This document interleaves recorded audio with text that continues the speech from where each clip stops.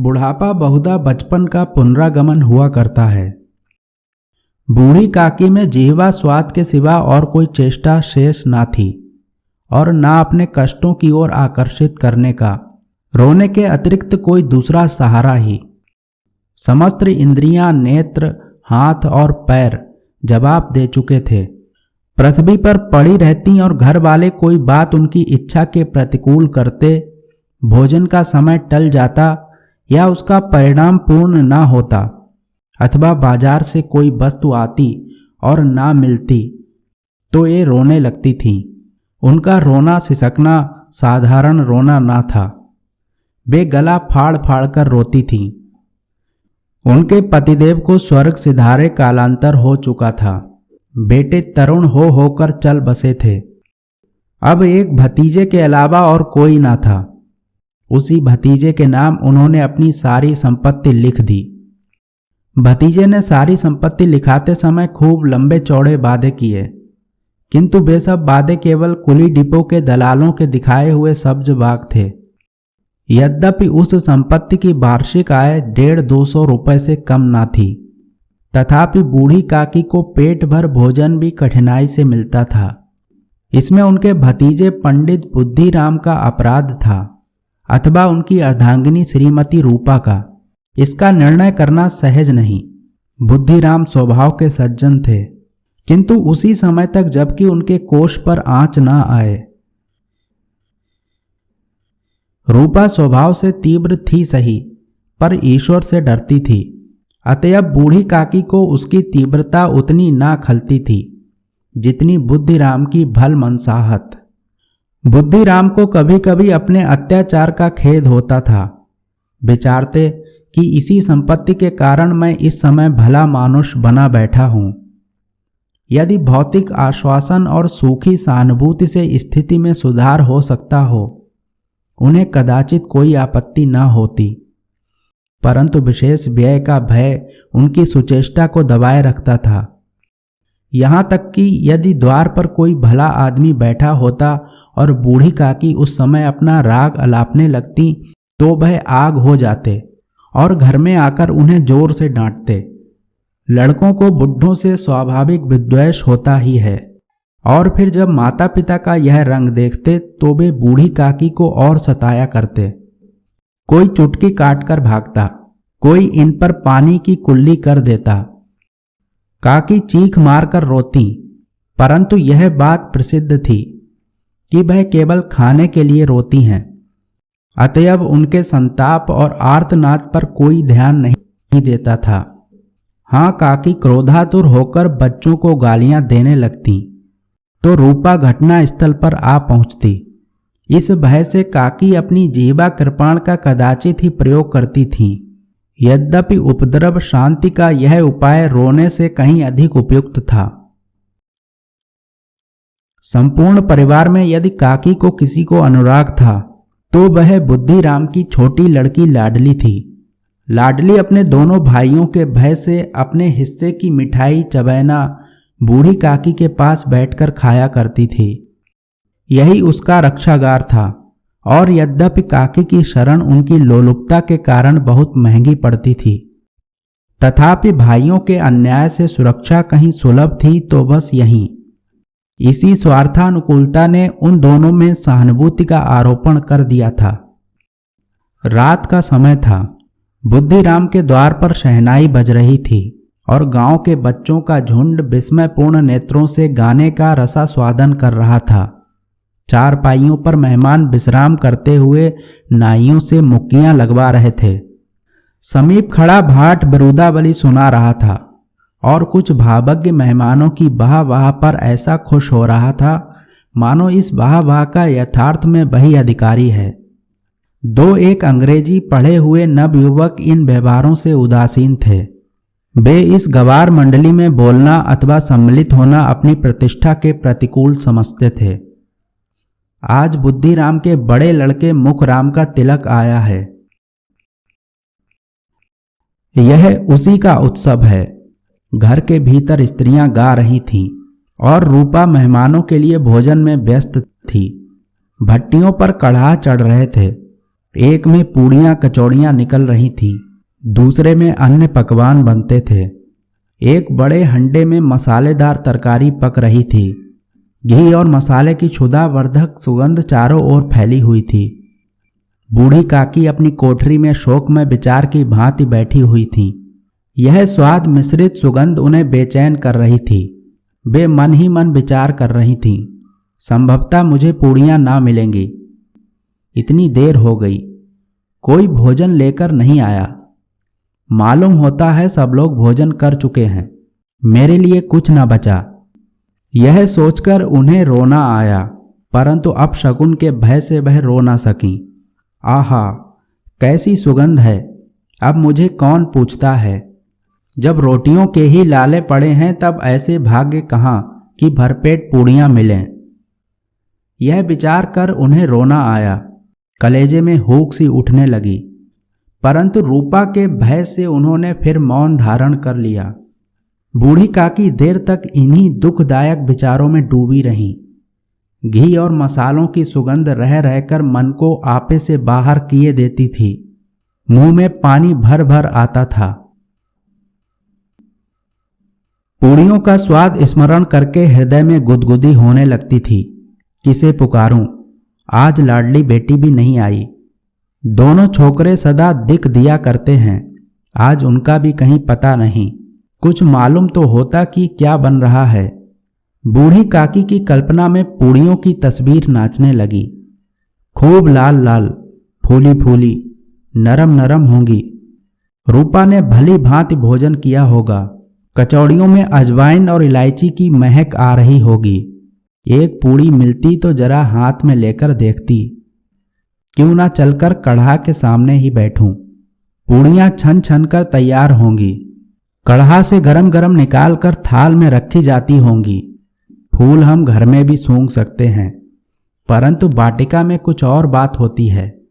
इस प्रकार निर्णय करके बूढ़ी काकी उकड़ू बैठकर हाथों के बल सरकती हुई बड़ी कठिनाई से चौखट से उतरी और धीरे धीरे रेंगती हुई कढ़ा के पास जा बैठी। यहां आने पर उन्हें उतना ही धैर्य हुआ जितना भूखे कुत्ते को खाने वाले के सम्मुख बैठने में होता है। रूपा उस समय कार्यभार से उद्विग्न हो रही थीं। कभी इस कोठे में जाती, कभी उस कोठे में, कभी कढ़ा के पास जाती, कभी भंडार में जाती। किसी ने बाहर से आकर कहा, महाराज ठंडई मांग रहे हैं। ठंडई देने लगी। इतने में फिर किसी ने आकर कहा, भाट आया है, उसे कुछ दे दो। भाट के लिए सीधा निकाल रही थी कि एक तीसरे आदमी ने आकर पूछा, अभी भोजन तैयार होने में कितना विलंब है, जरा ढोल मजीरा उतार दो। बेचारी अकेली स्त्री दौड़ते दौड़ते व्याकुल हो रही थी, झुंझलाती थी, कुड़ती थी, परंतु क्रोध प्रकट करने का अवसर ना पाती थी। भय होता कहीं पड़ोसिने यह न कहने लगे कि इतने में उबल पड़ी। प्यास से स्वयं कंठ सूख रहा था। गर्मी के मारे फूकी जाती थी, परंतु इतना अवकाश ना था कि जरा पानी पी ले अथवा पंखा लेकर झले। यह भी खटका था कि जरा आंख हटी और चीजों की लूट मची। इस अवस्था में उसने बूढ़ी काकी को कढ़ा के पास बैठी देखा तो जल गई। क्रोध ना रुक सका। इसका भी ध्यान ना रहा कि पड़ोसिने बैठी हुई हैं। मन में क्या कहेंगी, पुरुषों में लोग सुनेंगे तो क्या कहेंगे। जिस प्रकार मेढक केचुए पर झपटता है, उसी प्रकार वह बूढ़ी काकी पर झपटी और उन्हें दोनों हाथों से झटक कर बोली, ऐसे पेट में आग लगे, पेट है या भाड़, कोठरी में बैठते हुए क्या दम घुटता है। अभी मेहमानों ने नहीं खाया, भगवान का भोग नहीं लगा, तब तक धैर्य न हो सका, आकर छाती पर सवार हो गईं। जल जाए ऐसी जीभ, दिन भर खाती ना होती तो जाने किसकी हांडी में मुंह डालती।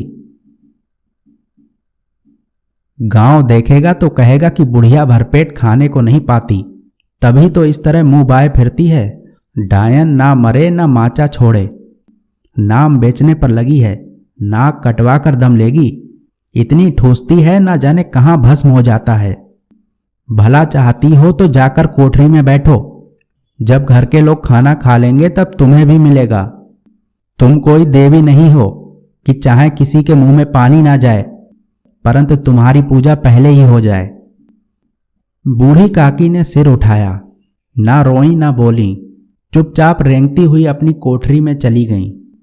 आवाज ऐसी कठोर थी कि हृदय और मस्तिष्क की संपूर्ण शक्तियां, संपूर्ण विचार और संपूर्ण भार उसी को आकर्षित हो गए थे।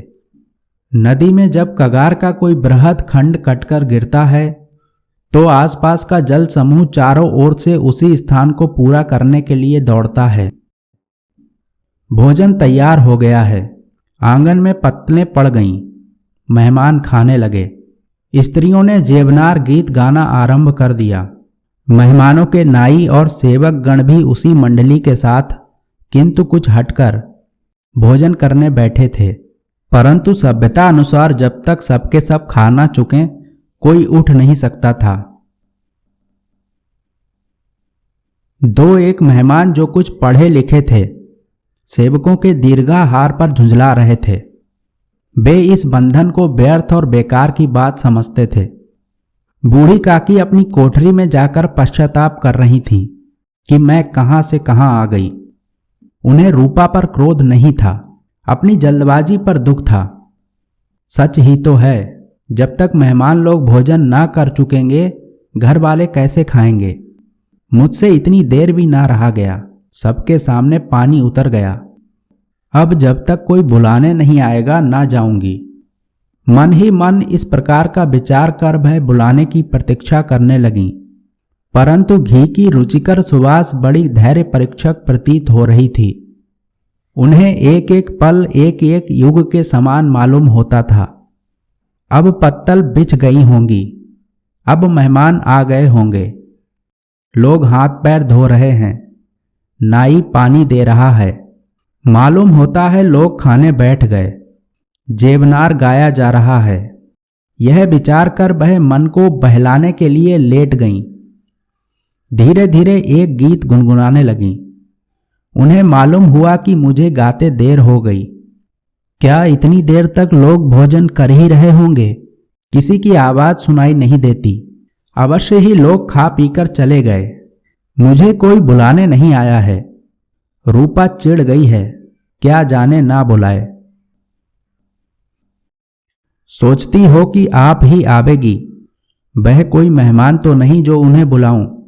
बूढ़ी काकी चलने को तैयार हुईं, यह विश्वास कि 1 मिनट में पूड़ियां और मसालेदार तरकारियां सामने आएंगी। उनकी स्वादेंद्रियों को गुदगुदाने लगा। उन्होंने मन में तरह तरह के मंसूबे बांधे। पहले तरकारी से पूड़ियां खाऊंगी, फिर दही और शक्कर से। कचौरियां रायते के साथ मज़ेदार मालूम होंगी। चाहे कोई बुरा माने चाहे भला, मैं तो मांग मांग कर खाऊंगी।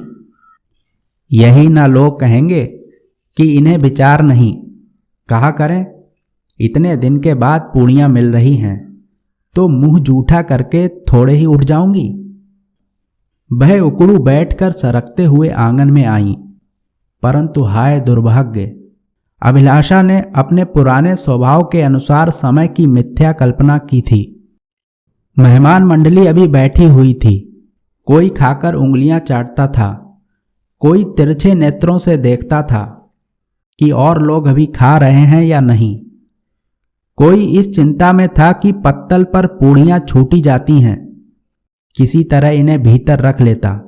कोई दही खाकर चटकारता था, परंतु दूसरा दोना मांगते संकोच करता था कि इतने में बूढ़ी काकी रेंगती हुई उनके बीच में आ पहुंची। कई आदमी चौंक कर उठ खड़े हुए, पुकारने लगे, अरे यह बुढ़िया कौन है? यहां कहां से आ गई? देखो किसी को छू ना दे। पंडित बुद्धिराम काकी को देखते ही क्रोध से तिलमिला गए। पूड़ियों का थाल लिए खड़े थे। थाल को जमीन पर पटक दिया और जिस प्रकार निर्दयी महाजन अपने किसी बेईमान और भगोड़े कर्जदार को देखते ही उसका टेंटुआ पकड़ लेता है, उसी तरह लपक कर उन्होंने काकी के दोनों हाथ पकड़े और घसीटते हुए लाकर उन्हें अंधेरी कोठरी में धम से पटक दिया। आशा रूपी वाटिका लू के एक झोंके में विनष्ट हो गई। मेहमानों ने भोजन किया। घर वालों ने भोजन किया। बाजे वाले, धोबी, चमार भी भोजन कर चुके, परंतु बूढ़ी काकी को किसी ने ना पूछा। बुद्धिराम और रूपा दोनों ही बूढ़ी काकी को उनकी निर्लज्जता के लिए दंड देने का निश्चय कर चुके थे। उनके बुढ़ापे पर, दीनता पर, हत ज्ञान पर किसी को करुणा ना आई थी। अकेली लाडली उनके लिए कुढ़ रही थी। लाडली को काकी से अत्यंत प्रेम था। बेचारी भोली लड़की थी। बाल विनोद और चंचलता की उसमें गंध तक ना थी। दोनों बार जब उसके माता पिता ने काकी को निर्दयता से घसीटा तो लाडली का हृदय ऐंठ कर रह गया। वह झुंझला रही थी कि हम लोग काकी को क्यों बहुत सी पूड़ियां नहीं देते। क्या मेहमान सबकी सब खा जाएंगे? और यदि काकी ने मेहमानों से पहले खा लिया तो क्या बिगड़ जाएगा? वह काकी के पास जाकर उन्हें धैर्य देना चाहती थी, परंतु माता के भय से ना जाती थी। उसने अपने हिस्से की पूड़ियां बिल्कुल ना खाई थीं, अपनी गुड़िया की पिटारी में बंद कर रखी थीं। उन पूड़ियों को काकी के पास ले जाना चाहती थी। उसका हृदय अधीर हो रहा था। बूढ़ी काकी मेरी बात सुनते ही उठ बैठेंगी। पूड़ियां देखकर कैसी प्रसन्न होंगी, मुझे खूब प्यार करेंगी। रात को 11 बज गए थे। रूपा आंगन में पड़ी सो रही थी। लाडली की आंखों में नींद न आती थी। काकी को पूड़ियां खिलाने की खुशी उसे सोने ना देती थी। उसने गुड़ियों की पिटारी सामने रखी थी। जब विश्वास हो गया कि अम्मा सो रही हैं तो वह चुपके से उठी और विचारने लगी, कैसे चलूं? चारों ओर अंधेरा था। केवल चूल्हे में आग चमक रही थी और चूल्हों के पास एक कुत्ता लेटा हुआ था। लाडली की दृष्टि सामने वाले नीम पर गई। उसे मालूम हुआ कि उस पर हनुमान जी बैठे हुए हैं। उनकी पूंछ, उनकी गदा वह स्पष्ट दिखलाई दे रही है। मारे भय के उसने आंखें बंद कर लीं। इतने में कुत्ता उठ बैठा। लाडली को ढांढस हुआ। कई सोए हुए मनुष्यों के बदले एक भागता हुआ कुत्ता उसके लिए अधिक धैर्य का कारण हुआ। उसने पिटारी उठाई और बूढ़ी काकी की कोठरी की ओर चली। बूढ़ी काकी को केवल इतना स्मरण था कि किसी ने मेरे हाथ पकड़कर घसीटे। फिर ऐसा मालूम हुआ कि जैसे कोई पहाड़ पर उड़ाए लिए जाता है। उनके पैर बार बार पत्थरों से टकराए। तब किसी ने उन्हें पहाड़ पर से पटका। वे मूर्छित हो गईं। जब वे सचेत हुई तो किसी की जरा भी आहट ना मिलती थी। समझी कि सब लोग खा पीकर सो गए और उनके साथ मेरी तकदीर भी सो गई। रात कैसे कटेगी? राम, क्या खाऊं? पेट में अग्नि धधक रही है। हाँ, किसी ने मेरी सुध ना ली। क्या मेरा पेट काटने से धन जुड़ जाएगा? इन लोगों को इतनी भी दया नहीं आती कि ना जाने बुढ़िया कब मर जाए, उसका जी क्यों दुखावें। मैं पेट की रोटियां ही खाती हूं कि और कुछ। इस पर यह हाल। मैं अंधी अपाहिज ठहरी, ना कुछ सुनूं ना बूझूं। यदि आंगन में चली गई तो क्या बुद्धिराम से इतना कहते ना बनता था कि काकी, अभी लोग खाना खा रहे हैं, फिर आना। मुझे घसीटा, पटका। उन्हीं पूड़ियों के लिए रूपा ने सबके सामने गालियां दी। उन्हीं पूड़ियों के लिए इतनी दुर्गति करने पर भी उनका पत्थर का कलेजा ना पसीजा। सबको खिलाया, मेरी बात तक ना पूछी। जब तब ही ना दी तब अब क्या देंगे? यह विचार कर काकी निराशा में संतोष के साथ लेट गईं। ग्लानि से गला भर भर आता था, परंतु मेहमानों के भय से रोती ना थीं। सहसा कानों में आवाज आई, काकी उठो, मैं पूड़ियां लाई हूं। काकी ने लाडली की बोली पहचानी। चटपट उठ बैठी। दोनों हाथों से लाडली को टटोला और उसे गोद में बिठा लिया। लाडली ने पूड़ियां निकाल कर दी। काकी ने पूछा, क्या तुम्हारी अम्मा ने दी हैं? लाडली ने कहा, नहीं, यह मेरे हिस्से की हैं। काकी पूड़ियों पर टूट पड़ी। 5 मिनट में पिटारी खाली हो गई। लाडली ने पूछा, काकी पेट भर गया। जैसे थोड़ी सी वर्षा ठंडक के स्थान पर और भी गर्मी पैदा कर देती है, उस भांति इन थोड़ी पूड़ियों ने काकी की क्षुधा और इच्छा को और उत्तेजित कर दिया था। बोली, नहीं बेटी, जाकर अम्मा से और मांग लाओ। लाडली ने कहा, अम्मा सोती हैं, जगाऊंगी तो मारेंगी। काकी ने पिटारी को फिर टटोला। उसमें कुछ खुरचन गिरी थी, बार बार होंठ से चाटती थीं, चटखारे भरती थीं। हृदय मसोस रहा था कि और पूड़ियां कैसे पाऊं। संतोष सेतु जब टूट जाता है तब इच्छा का भाव अपरिमित हो जाता है। मतवालों को मद का स्मरण करना उन्हें मदांध बनाता है। काकी का अधीर मन इच्छाओं के प्रबल प्रवाह में बह गया।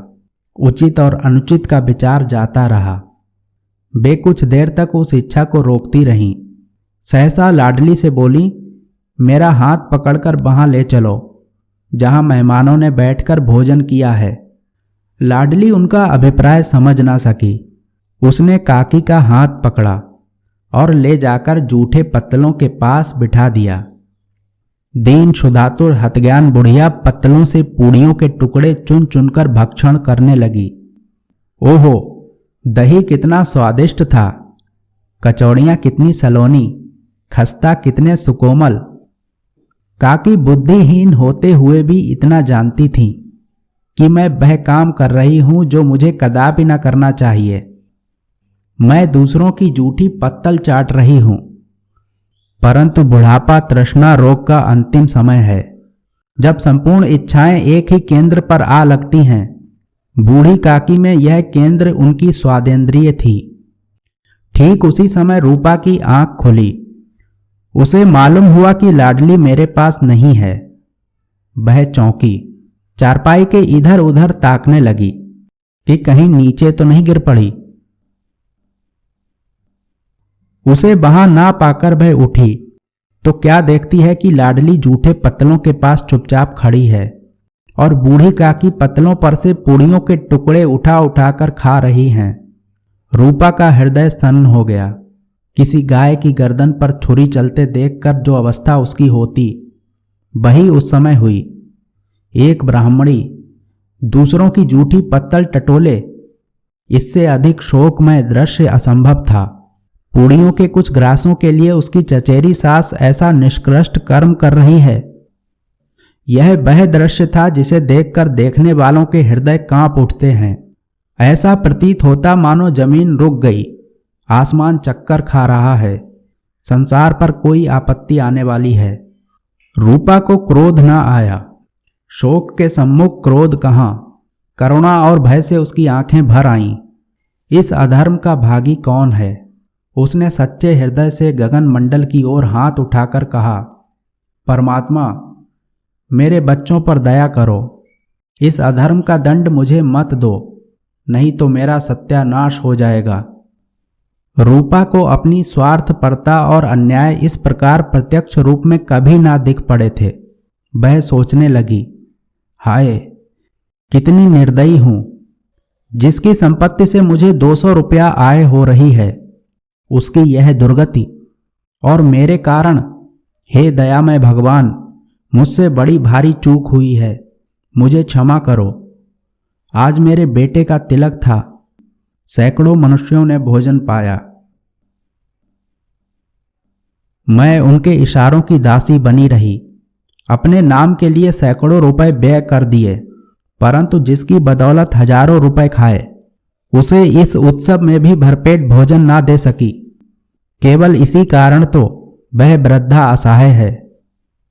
रूपा ने दिया जलाया, अपने भंडार का द्वार खोला और एक थाली में संपूर्ण सामग्रियां सजाकर बूढ़ी काकी की ओर चली। आधी रात जा चुकी थी। आकाश पर तारों के थाल सजे हुए थे और उन पर बैठे हुए देवगण स्वर्गीय पदार्थ सजा रहे थे, परंतु उसमें किसी को वह परमानंद प्राप्त ना हो सका था जो बूढ़ी काकी को अपने सम्मुख थाल देखकर प्राप्त हुआ। रूपा ने कंठारुद्ध स्वर में कहा, काकी उठो, भोजन कर लो। मुझसे आज बड़ी भूल हुई, उसका बुरा ना मानना। परमात्मा से प्रार्थना कर दो कि वह मेरा अपराध क्षमा कर दे। भोले भोले बच्चों की भांति जो मिठाइयां पाकर मार और तिरस्कार सब भूल जाता है, बूढ़ी काकी वैसे ही सब भुलाकर बैठी हुई खाना खा रही थीं। उनके एक एक रोए से सच्ची सदिच्छाएं निकल रही थीं और रूपा बैठी स्वर्गीय दृश्य का आनंद लेने में निमग्न थी।